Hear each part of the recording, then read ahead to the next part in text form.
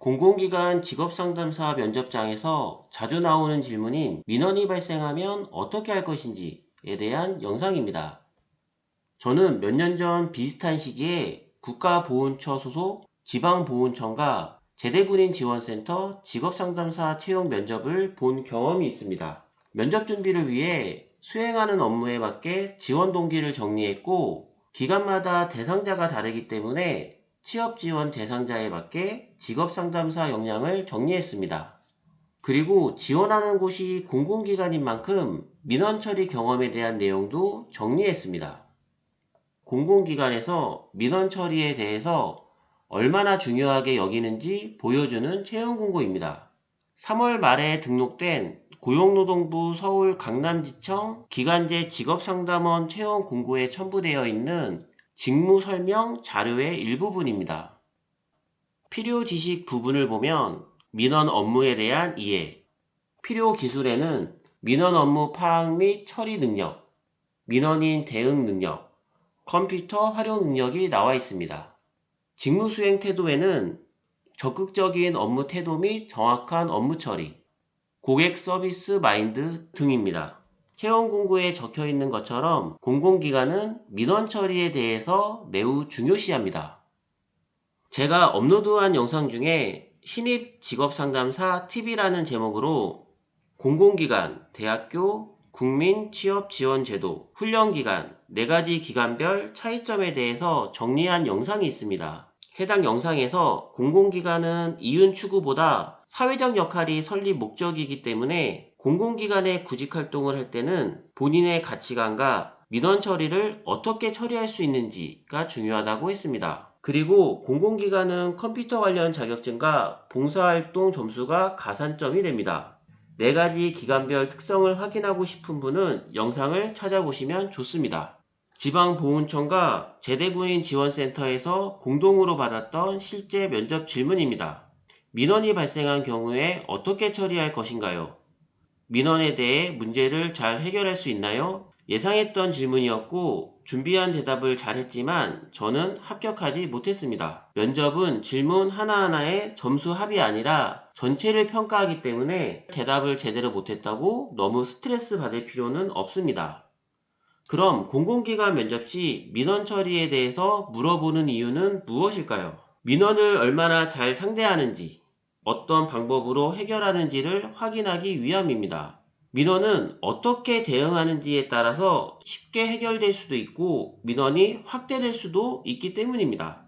실제 면접 질문은 어떤 것이 나올지 알 수 없기 때문에 면접 준비를 할 때는 질문의 범위를 한정시키는 것이 중요합니다. 민원은 크게 2가지로 나눌 수 있습니다.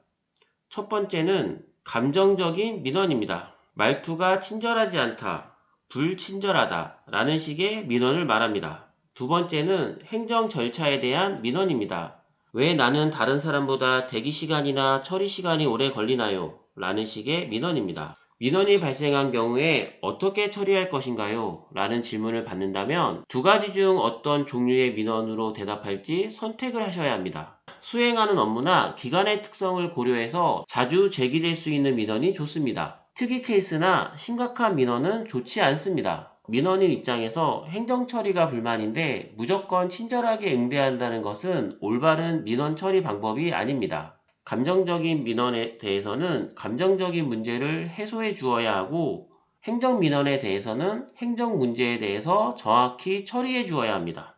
영상을 참조해서 답변을 잘 만들어 보시고 피드백이 필요하시다면 메일 부탁드립니다. 특히 고용노동부 기간제 채용에서 민원 처리에 대한 질문을 많이 받습니다. 하지만 공공기관에서 민원을 특히 중요하게 여기는 것이지 공공기관에만 민원이 발생하는 것은 아닙니다. 직업상담사 업무는 사람을 상대하기 때문에 직업상담사로 근무를 하다 보면 내담자의 민원이나 불만을 많이 경험하게 됩니다. 공공기관뿐만 아니라 다른 기관에 지원을 했을 경우 민원에 대한 질문을 받을 수도 있습니다. 이 영상을 보시는 분들 중에는 이미 경력이 있으신 분들도 계실 겁니다. 내담자의 불만을 효과적으로 처리한 경험이 있나요? 이 같은 불만 처리 경험에 대한 질문을 면접장에서 받는다면 영상을 보신 분들은 어떻게 대답을 하실 건가요? 영상을 잠시 멈추고 대답을 생각해 보시는 것도 좋습니다.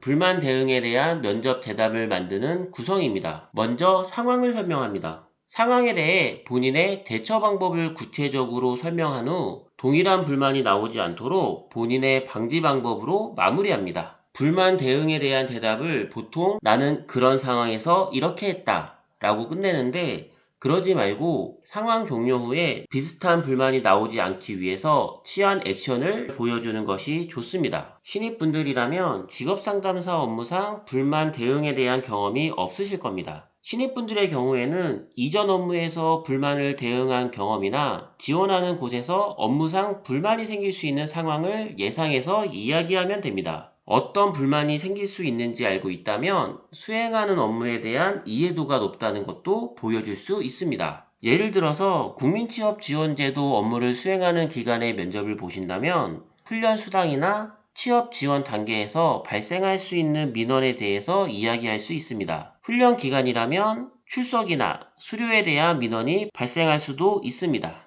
경력이 있으신 분들이라면 직업상담사 업무를 하면서 불만 대응에 대한 경험이 많으실 겁니다. 직업상담사 일이라는 게 10명이 만족을 해도 1명이 불만족한 것에 대해서 상처받는 직업이죠. 본인의 경험을 잘 정리해서 이야기하면 됩니다. 제가 면접에서 민원 처리에 대한 질문을 받는다면 말할 수 있는 사례가 정말 많습니다.